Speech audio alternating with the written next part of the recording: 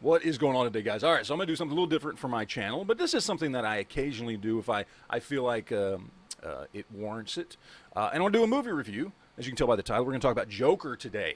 The reason that I wanted to do a review on this movie is because I think it does concern people on both sides of the political spectrum in this country, in that a lot of the build-up for this movie going into it, for the months leading up to it, there was a lot of speculation. At first, the speculation, of course, was that it was going to be full of SJW politics and the "We Are the 99% movement. Rich people bad, right? And then as the movie went on, it was getting good reviews from critics who saw it at film festivals and things like that. And then a lot of the issue came from the other side of the political spectrum, in people saying, well, this is clearly offensive and it's going to inspire incel violence. It's going to inspire mass killings. It glorifies, somebody of an incel type of personality and them snapping and then glorifying the horrible things that they do.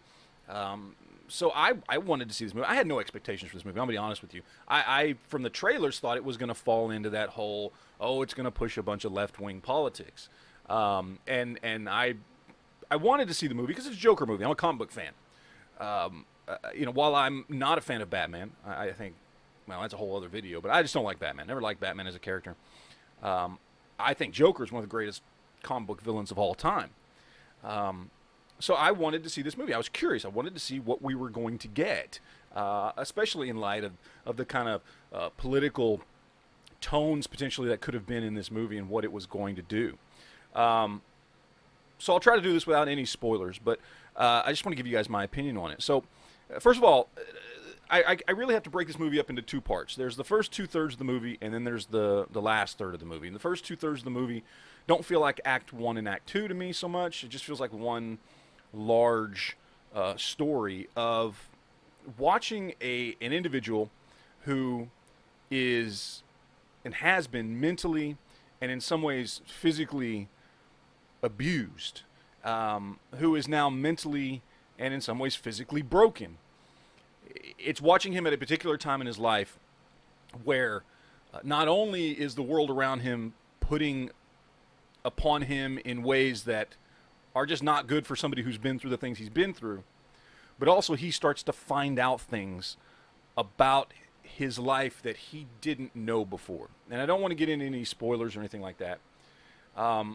But we're looking at a point in time in a broken person's life where things, both mentally and physically, and in the people around them, the world around them, are trying to break that individual down more. So we basically are watching a mentally unwell person with a lot of unhealthy tendencies go from being mentally unwell to psychotic, where it's an examination of a breaking point in a person's life, and it is really, really well done.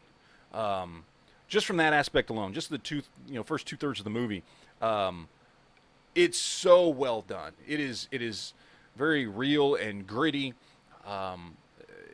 It's not a comic book movie per se. It's not a quote unquote comic book movie. It feels real. I mean, it takes place in Gotham. You're gonna see Thomas Wayne, Bruce Wayne, Alfred.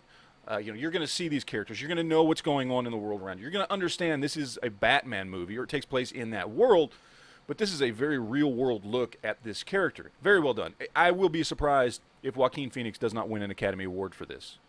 I'm going to be honest. I mean, it was so well done. And it's just good from that standpoint. And then you get to the third act of the movie, the last third of the movie. And this is when you get Joker.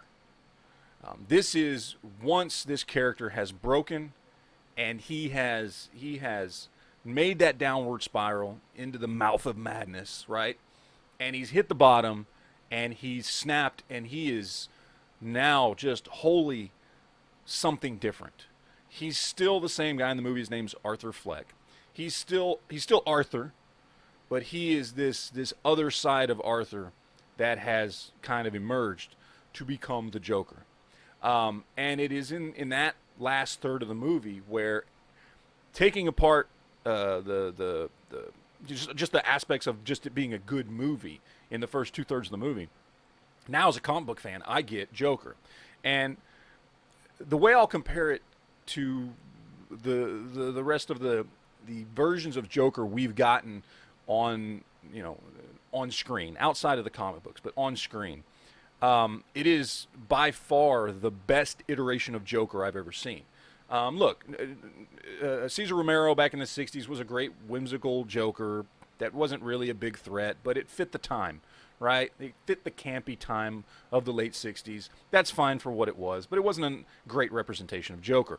Jack Nicholson in '89 Batman was basically just playing Jack Nicholson, okay? Heath Ledger, while playing an amazing character, he wasn't really playing the Joker. He was, as some people theorized, he was basically playing kind of a psychotic, PTSD-ridden, like ex-Iraq vet or something like that, who's come home and now just wants to cause chaos. And while it was a fantastic character, it wasn't really Joker, per se, you know? And we're not even going to talk about Jared Leto. What we get in the last third of this movie is, if you're a comic book fan, you're going to see an accurate comic book representation of the Joker. There's the scene, which you've all seen in the trailer if you haven't seen the movie yet, where he's dancing down the stairs. Full Joker getup, right? He's dancing down the stairs and kicking and all that kind of stuff. And a lot of people compared it to the scene in Spider-Man 3 when Peter Parker gets the emo look and is dancing down the street and stuff. And in the trailers, it kind of came across as that. In the movie, it does not. In the movie, it is that moment where it is the visual representation of him embracing Joker.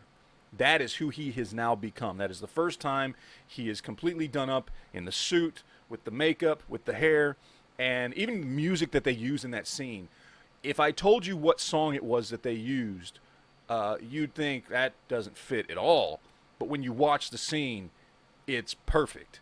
It's just a beautiful scene of seeing the Joker emerge. And then, again, throughout the rest of the movie, it's the Joker. It feels like the Joker. It feels like he's embraced who he is, and it's that evolution into that character that we see for the rest of the movie.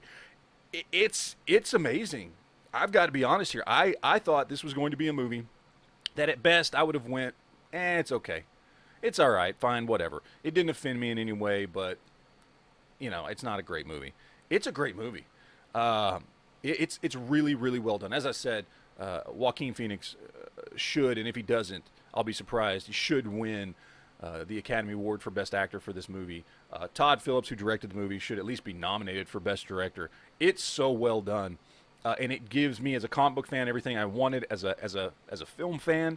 It gives me everything I want to see in a good movie. There's scenes I want to sit here and talk about that I can't because I don't want to spoil things. But there's one particular scene where it's Joker in Arkham Asylum, and the way he's I can't. It's just it's Joker. It's Joker from the comic books, which we've never gotten before. And I just think it's a great movie. I think you should go see it.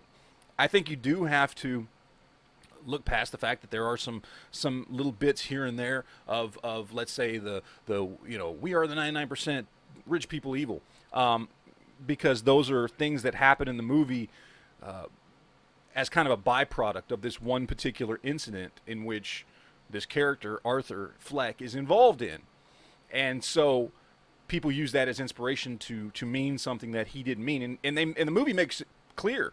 They point out, hey, this is not the point of the movie. This is not what this character was trying to do. This is not how this character feels. That this is how people are interpreting what has happened. And of course, as Joker, he loves the chaos, but he doesn't care. He doesn't care. It's for the character, for the movie, for him. He doesn't. It's not about rich people are bad or anything like that. And the movie does make that clear. And so I thought they handled that in a good way, in a way that did not push, in my opinion, any sort of rich people bad ideology. It just was pushing a storyline that seemed to fit and make sense with the situation and with the characters. So I think if you can look past that and realize that they're not glorifying incel violence. They're not. They're showing you the brutal nature of it and showing you how bad and how evil it is. That's what they're showing you. And they're showing you a really well done, character-driven story about somebody just diving into psychotic behavior because they're so broken already. And it has nothing to do with society around them. Again, I don't want to spoil anything, but they're broken for very real reasons. And it's not a reason like, oh, rich people are bad, right? That's not why he's broken. So overall, I know I've gone on and on and on about this. It's a great movie. Go see it. Go enjoy it. I absolutely believe if you give it a chance, you'll like it. Is it the best movie of the year? No. That's still Avengers Endgame. But it's a very good movie, and it's definitely going to be in my personal top 10 list of movies come out this year. Maybe even in the top 5. I don't know yet. I'll have to think about it. But certainly worth going and checking out. So that's it, man. We'll see you guys later. Take it easy.